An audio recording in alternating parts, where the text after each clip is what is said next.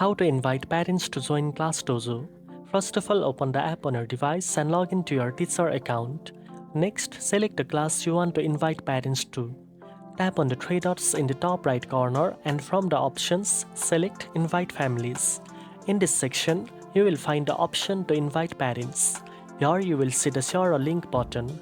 Tap on it and a unique parent invite link will appear.